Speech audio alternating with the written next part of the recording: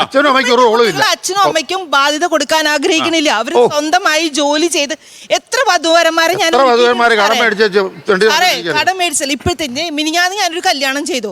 ആ കുട്ടിയുടെ ശമ്പളം കൊണ്ട് ഇപ്പോഴത്തെ കുട്ടികൾ 28 വയസ്സ് 29 വയസ്സിൽ എന്തുകൊണ്ട് കല്യാണം കഴിക്കണോ?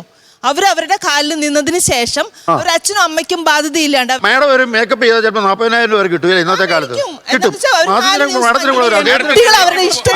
എനിക്ക് നല്ല രീതിയിൽ വരണമെങ്കിൽ മേക്കപ്പ് ചെയ്യേണ്ടി വരും. നല്ല രീതിയിൽ നടത്തുകയും നല്ല രീതിയിൽ അത് ക്യാപ്ചർ ചെയ്ത് വെക്കുകയും ചെയ്യേണ്ടത് ഒരു ആവശ്യമാണത്. സാറേ വേറെ കാര്യം, ഇത്രയും കാശും മുടക്കി കല്യാണം നടത്തിയോട്ടെ ചിലപ്പോൾ അവിടെ ചെന്ന് ശ്രീധരൻ പോരെന്ന് പറഞ്ഞ് വില അമ്മനെ കൊണ്ട് ഇത് പറഞ്ഞില്ലേ. അല്ല സാറേ,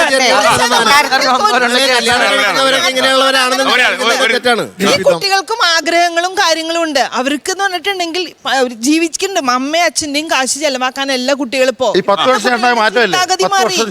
ഈ proposal video save the date പോലെയുള്ള കാര്യങ്ങള് നിർവഹിക്കുന്ന ചില കാര്യങ്ങളുണ്ട്. കാരണം നമ്മളുടെ ഇവിടെ എല്ലാ വിവാഹങ്ങളും അങ്ങോട്ടും ഇങ്ങോട്ടും പറഞ്ഞ പോലെ ഇണയെ പോയി കണ്ടെത്തി ചെയ്യുന്നൊന്നുമല്ല. ഇവിടെ ചെക്കനും പെണ്ണും കല്യാണത്തിന് മുമ്പ് കിട്ടുന്നത് അറിഞ്ഞ ശേഷം കിട്ടുന്ന 6-7 മാസങ്ങളാണ്.